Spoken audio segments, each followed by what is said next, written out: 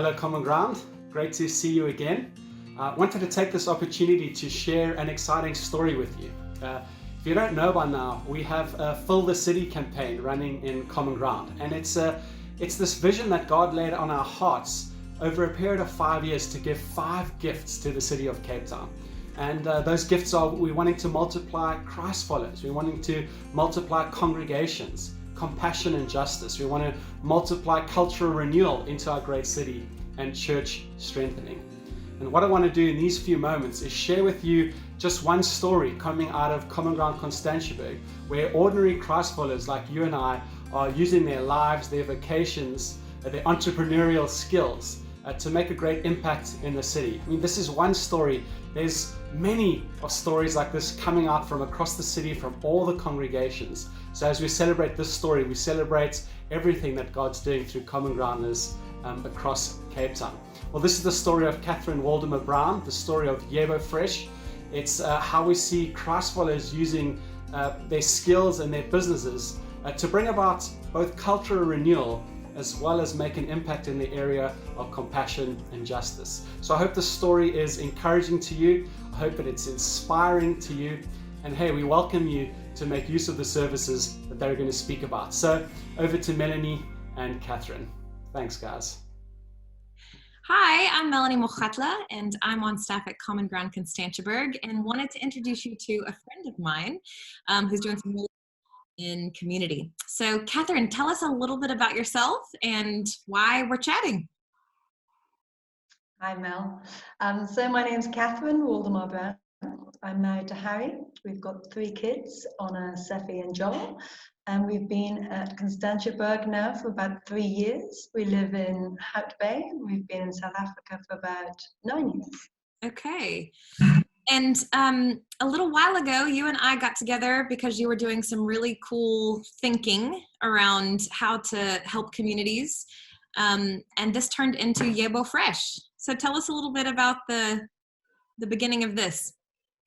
Yeah, so my friend Jessica Lax, excuse me, she came up with the idea of Yebo Fresh in 2018, September 2018, I think it was. We started off in her garage, and the idea was we'd seen companies trying to do online groceries and delivering to townships before, and no one had really managed to do it.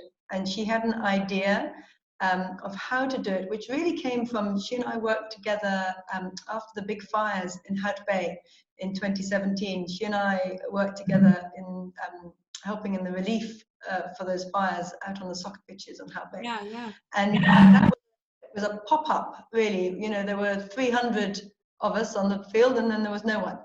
And she had the same idea for really, because the townships tend to shop really once or twice a month. And so this idea of delivering once or twice a month rather than the normal shopping. Yeah. And so is this to individuals, or is it to like tuck shops and things like that in townships? So it's individuals, but it's also creches, and we deliver to a couple of an NGO that has creches. We deliver to after schools, but so yeah, a mixture of the two. Great. And what does this work mean for you? Why do you do this sort of work, and what is the meaning behind it for you? Well, to some extent, obviously, I mean, it's a full-time job, and it means what all full-time jobs mean to all of us. Yeah. However, at the same time, we both have a background of volunteering and voluntary work, and I run a website called Help Hout Bay, which is all about volunteering.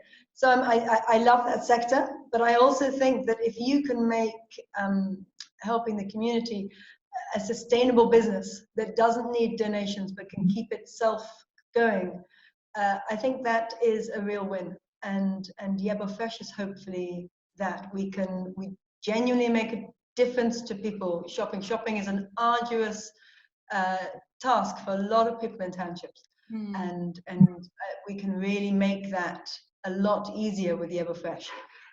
but run it as a business. And so I think that for me, that is the best bit about it. And why do you think the business has grown so much in this time of lockdown? I mean, we've grown 2,000% in lockdown. We have grown in a way that no business really is meant to grow. So it's been a bit stressful, but it's really because it's hard for people to shop as it is. But the queues now, because the shops restrict the number of people who can go in. I mean, I think we've all seen that, but in the townships, the queues are often all day.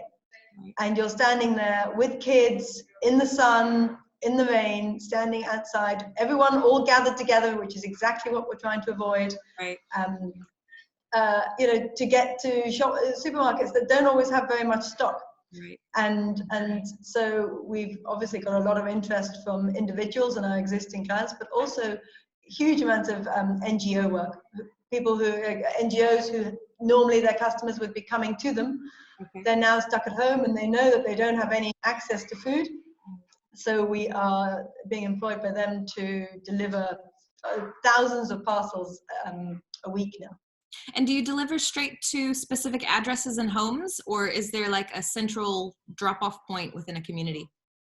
A mixture of two. So private clients obviously get delivered at home, and then some people who donate, employers particularly, they will give us a list of addresses and send out one bulk load of one particular combo.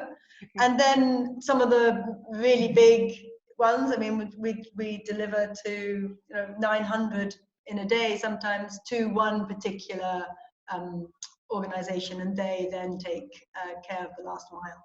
Wow. Okay. And this is really about bringing nutrition as well, not just product, but nutrition and fresh product to places that don't have a lot of that. Yeah, well, I hope so. In our we've scaled down the choice of products that we are selling at the moment, just because we couldn't upscale at that level and that speed and sell as many products as we were doing. Just trying to get hold of all of them was too time consuming. So we now have a far fewer combos, but we used to have 3 fruit and vegetable combos. And if you're shopping once a month, you're bulk shopping, and that makes it very heavy. And so we're supplying combos of 10 kg potatoes, 5 kg tomatoes and carrots. And I mean, over 20 kilos of fruit and veg being delivered to your door. Trying to struggle with that, carrying it and on a taxi often means that it gets left out, because you've already got your 10 kg maize meal and your 5 kg sugar and everything else. That's amazing. Yeah, I feel like this is such a valuable service to those that really need it. So we know this is a secular business, but tell us how you use your faith and activate yourself as a believer in this space. That's a good question. We are very aware. So I am in charge of merchandise and pricing, and that gives you a real it gives me a real ambition to really search out the cheapest prices, to make this. We may be a business, but we are also we have a real desire to save people money, make their lives easier, and therefore there's a temptation as a business to match. I mean, we're cheaper than some of the township supermarkets. It would be very easy for us to actually just increase our prices. Right. But we've agreed the margin that we need to make, and we stick to that. And it's in a way, it's like a marriage. You discuss it with your colleagues, but you keep the integrity there. It's not just a business. It's also, we hope that we're serving the community. I absolutely love that. I think about your website as well to help people volunteer in really needy places in Hout Bay specifically. But what is your dream for South Africa?